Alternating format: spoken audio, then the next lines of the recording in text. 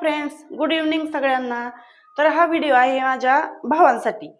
तर तुम्ही जे एजंट लोकांना पैसे देऊन जे लग्न वगैरे करतात, तर असल्या भानगडीत तुम्ही पडू नका. कारण म्हणजे रियालिटी मी तुम्हाला सांगणार आहे की जामखेडमध्ये असा विषय घडलाय आणि तिथे म्हणजे आपले जवळचेच लोक आहेत.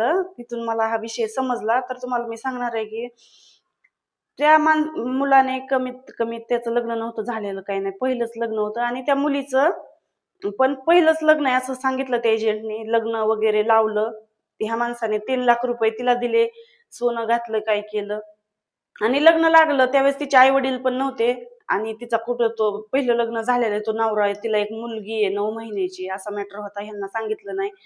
ज्यावेळेस लग्न लावलं त्यावेळेस गाडी अर्ध्या रोडमध्ये पकडली गेली ह्यांची. तिथून त्या लोकांना पोलीस चौकीमध्ये नेलं. मग ह्याची बहीण होती, दाजी होती त्या नवरदेवाची सोबत, बरीच लोक होती.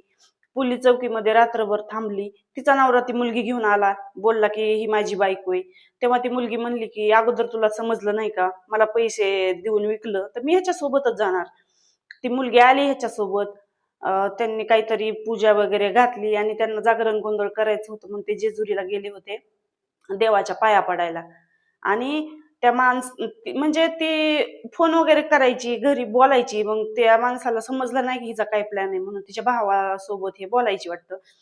आणि मग ते जेजुरीला गेले. तिथून जेजुरीतून काय विषय झाला की ते लोक गर्दीमध्ये म्हणजे दर्शनाला बारीला लागले होते आणि ही नवरी आहे का, हिने लग्न झालं की त्याच्याकडून फोन वगैरे घेतला, गोड गोड बोलून त्या नवऱ्याकडून सोनं वगैरे काहीतरी केलं होतं त्याने.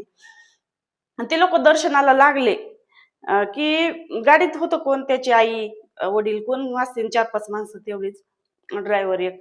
आणि तिने फोन केला आणि तिचा भाऊ पण आला होता त्या जागरणाच्या कार्यक्रमासाठी.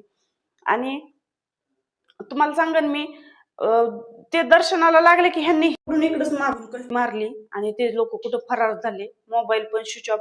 आणि हिने गाडीत जाताना काय केलं, नवऱ्याचा मोबाईल घेतला आणि त्याच्यात लग्नाचे वगैरे जे प्रूफ होते ते सगळे डिलीट मारले, फोटो वगैरे. तर त्याच्याकडे कुठलाही कसलाही प्रूफ नाही राहिला, त्याने पैसे भरून पण. तर शेवटी बघा, त्या माणसाला ना कुठंतरी जाऊन फाशी घेण्याशिवाय पर्याय आहे का, तुम्ही सांगा. पैसे तर पैसे गेलं, इज्जत गेली, आता दुसरं लग्न करायचं म्हणलं तर किती प्रॉब्लेम, पहिली गेली म्हटल्यावर.